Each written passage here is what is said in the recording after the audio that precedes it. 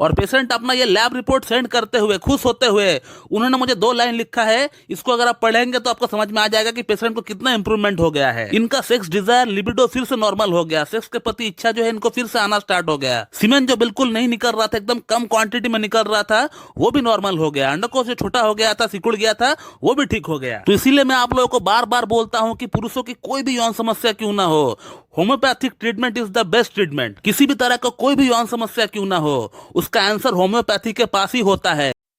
दोस्तों, क्या आपको पता है कि अगर आपका पिट्यूटरी ग्लैंड से निकलने वाला 2 हार्मोन अगर LH FSH अगर सही से ना निकले तो भी आपको नापुंसकता हो सकता है, इरेक्टाइल डिस्फंक्शन हो सकता है, आपको इनफर्टिलिटी हो सकता है। तो आज हम लोग इसी टॉपिक के ऊपर बात करने वाले हैं कि ये LH FSH किस तरह का हार्मोन है, इसका क्या रोल है हमारा बॉडी में, और कहीं अगर ये कम हो जाए हमारा बॉडी में तो हमें किस तरह का नापुंसकता में देखने को मिल सकता है, और उसी के साथ उसका इलाज कैसे हो सकता है होम्योपैथी में, ये भी हम लोग जानेंगे इस वीडियो में। तो मैं डॉक्टर सुप्रता और आप सभी का फिर से एक बार बहुत बहुत स्वागत करता हूं अपने इस YouTube channel homeo care tips पे। दोस्तों, LH और FSH, LH का फुल फॉर्म होता है ल्यूटिनाइजिंग हार्मोन और FSH का फुल फॉर्म होता है फॉलिकल स्टिमुलेटिंग हार्मोन, और ये दोनों ही हार्मोन रिलीज होता है हमारा पिट्यूटरी ग्लैंड से। एंटीरियर पिट्यूटरी ग्लैंड यानी पिट्यूटरी ग्लैंड का सामने का पार्ट से ये निकलता है, और ये 2 हार्मोन को बनाने के लिए फोर्स करता है हमारा ब्रेन। हमारा हाइपोथैलेमस जो एक पार्ट होता है ब्रेन का, वो फोर्स करता है पिट्यूटरी ग्लैंड को ये 2 हार्मोन बनाने के लिए। और ये 2 हार्मोन को निकालने के लिए हमारा हाइपोथैलेमस एक और हार्मोन को बनाती है जिसका नाम है GnRH, जिसका फुल फॉर्म है गोनाडोट्रोपिन रिलीजिंग हार्मोन। और ये गोनाडोट्रोपिन रिलीजिंग हार्मोन एक पुरुष का अंदर तब निकलता है जब उस पुरुष का उम्र 13 इयर्स यानी 13 वर्ष जब हो चुके होते हैं। अब इस हार्मोन का निकलने का कारण यही है कि मेल रिप्रोडक्टिव सिस्टम को डेवलप करना, ताकि एक मेल में टेस्टिस का फंक्शन रेडी हो सके, ताकि वहां स्पर्मेटोजेनेसिस यानी वीर्य को उत्पन्न हो सके। लेकिन ये सभी काम गोनाडोट्रोपिन हार्मोन खुद नहीं कर पाती है, इसीलिए हमारा पिट्यूटरी ग्लैंड का वो सहायता लेती है। और इसीलिए हमारा पिट्यूटरी ग्लैंड LH और FSH हार्मोन को बनाती है, ताकि LH और FSH का सहायता से इन सभी चीजों को बनाया जा सके।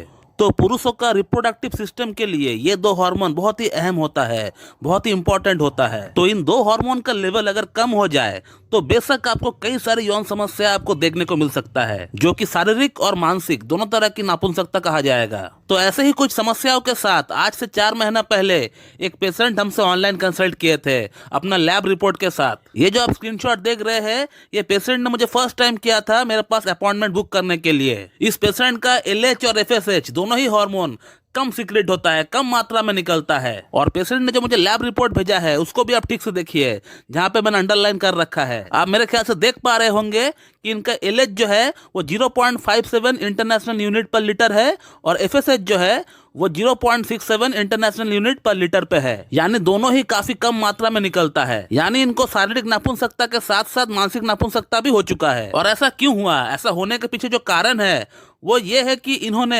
टेस्टोस्टेरोन के इंजेक्शन पिछले 1 साल से वो लगा रहे हैं, और अब जब टेस्टोस्टेरोन के इंजेक्शन लगाना बंद कर दिए और उसे बंद करने के बाद हमारा बॉडी, हमारा शरीर खुद से टेस्टोस्टेरोन बना नहीं पा रही है, और ब्लड में जैसे ही टेस्टोस्टेरोन का मात्रा कम हो गया तो LH और FSH का सीक्रेशन कम हो गया। अब इनके एलोपैथिक डॉक्टर ने इनको वेट करने के लिए कहा है कि आप कुछ दिन वेट कर जाइए, कुछ महीना वेट कर जाइए, आपका टेस्टोस्टेरोन खुद से बनना स्टार्ट हो जाएगा, और उसी के साथ आपका LH FSH भी बढ़ जाएगा और आपका यौन समस्या भी ठीक हो जाएगा अपने आप। लेकिन टेस्टोस्टेरोन के इंजेक्शन का इतना ज्यादा साइड इफेक्ट है कि पिछले 1.5 साल हो चुके हैं टेस्टोस्टेरोन के इंजेक्शन को छोड़े हुए, और 1.5 साल वेट करने के बावजूद भी ना तो इनका LH FSH बढ़ा और ना ही टेस्टोस्टेरोन का लेवल बढ़ा। और इसीलिए दोस्तों हम लोग बार बार कहते हैं कि टेस्टोस्टेरोन का इंजेक्शन अब मत लगाइए। अगर आपका टेस्टोस्टेरोन का डेफिशिएंसी है तो आप होम्योपैथिक ट्रीटमेंट लीजिए। होम्योपैथी में इतना अच्छा ट्रीटमेंट है, हमने प्रूफ करके बता दिया है कि पेशेंट का 4 महीना में 2 महीना में टेस्टोस्टेरोन जो है बढ़ जाता है, कितना बढ़िया तरीके से बढ़ता है, और कोई साइड इफेक्ट भी नहीं होता है। और जो टेस्टोस्टेरोन बढ़ता है वो आपका बॉडी ही बनाती है, आपका अंडकोश खुद टेस्टोस्टेरोन बनाता है, ना कि कोई मेडिसिन के जरिए कोई इंपैक्ट डाल के आपका टेस्टोस्टेरोन बढ़ाया जाता है। और अब इस पेशेंट की अगर समस्याओं की बात करें तो इस पेशेंट की टेस्टोस्टेरोन का लेवल फिर से लो हो चुका है, जैसे पहले हुआ करता था। इन्होंने मुझे अपना टेस्टोस्टेरोन का रिपोर्ट भी भेजा था जो कि 250 नैनोग्राम पर डेसीलीटर के आसपास था। फिर हमने इनका एक थॉरोली केस टेकिंग किया, और केस टेकिंग करके हमने इनका ट्रीटमेंट स्टार्ट कर दिया होम्योपैथी में। पेशेंट का हमने पूरा केस टेकिंग किया थॉरोली, और केस टेकिंग करने के बाद पेशेंट को हमने अर्जेंटम नाइट्रिकम प्रिस्क्राइब किए। अर्जेंटम नाइट्रिकम को हमने 0/9 से स्टार्ट किए थे इस केस में, और 15 दिन में एक बार हमने इनको सिलेनियम 1M लेने के लिए कहा था। और तकरीबन तकरीबन 4 महीने बाद हमने इस पेशेंट का लैब रिपोर्ट फिर से निकाला है।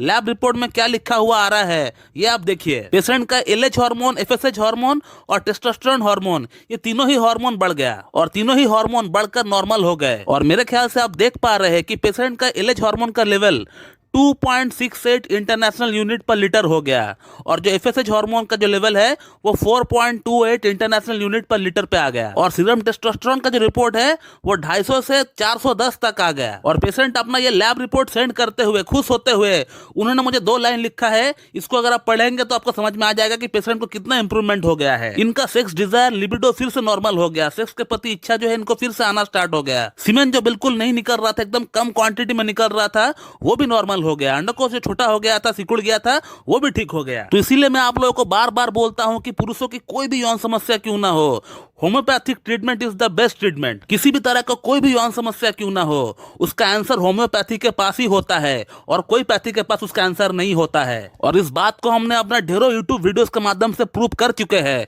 वो आप देख सकते हैं, यूट्यूब पे ढेरों वीडियोस मेरा अवेलेबल है जो हमने लैब प्रूफ के साथ बताया है आप लोगों को। तो दोस्तों इस वीडियो में आपने ये देखा कि एलएच एफएसएच हार्मोन का लेवल कितना इंपॉर्टेंट होता है एक पुरुष के लिए, और अगर उसका लेवल अगर गिर जाता है तो कैसे हम लोग होम्योपैथिक ट्रीटमेंट के जरिए उसको ठीक भी कर सकते हैं। तो मेरे ख्याल से आप लोगों को मेरा ये वीडियो पसंद आएगी, और अगर आप लोगों को मेरा वीडियो अच्छी लगती है तो एक लाइक जरूर कर दीजिएगा और साथ ही साथ मेरे चैनल को सब्सक्राइब कर दीजिएगा ताकि हमारे लेटेस्ट वीडियो का नोटिफिकेशन आप तक सबसे पहले पहुंचती रहे। So thank you very much and have a good day.